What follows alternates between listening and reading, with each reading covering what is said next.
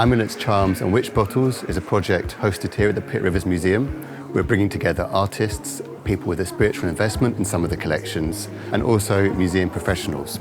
We do work with communities very regularly. We haven't done work with the pagan community in this way before, so this is a really exciting opportunity to be welcoming community members from here in the UK. There's been a lot of debate recently about how museums engage with Indigenous communities, from where a lot of the objects they hold in their collections have been derived from. There's been less of a focus looking at different communities in the United Kingdom, and especially looking at the kind of pagan and spiritual community and how they engage with museums. These workshops are really kind of, exploring that for the first time. What we're really hoping is to learn more about the objects specifically, their use and how to care for them better. But we hope going forwards that we are making partnerships with people that can further the mission of the museum to better understand the collections, and also to increase our work with people who have different perspectives on the collection and different ways of knowing about the material culture we have here at the Pitt Rivers.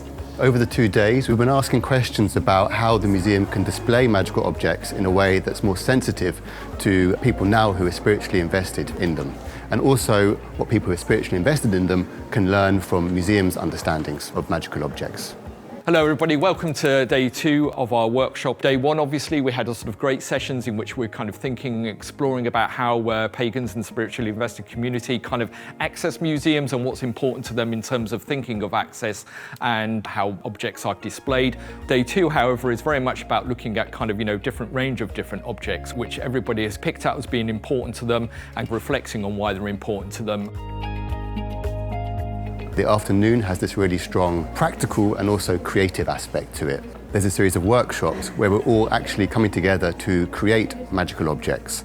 In my workshop, I am discussing traditional folk magic practices and making folk magic home protection charms. So they're made out of hagstones, threaded through with red cord, rowan berries and keys, which everybody has brought in. Typically there'd be an iron key. Iron is used to repel evil or malevolent spirits. So for example, horseshoes, which are hung above doors. I've been running a session with the group, the aim of which was to build a visual manifestation of the community, exploring magical objects in the collection. And I've also invited all the participants to bring objects that are significant to themselves from home as well. What we've created is a kind of design cyanotype using objects from the collection at the Pitt Rivers Museum and personal objects, kind of communing with each other to symbolically represent this collaboration. We've reflected compass points which are important for folk magic and magical tradition, so we're kind of inspired by that. The objects will leave shapes on the fabric in the formation that they've been placed in.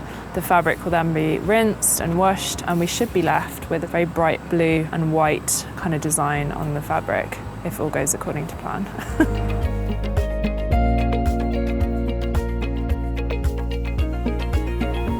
This project came together as a result of Arts and Humanities Research Council funding, and the aims of it really are sort of pretty simple. It's to kind of bring together academics, museum curators, and people who are kind of with a spiritual investment in kind of British magic folklore collections, and seeing what happens through workshops, discussions, gallery tours, and creating objects.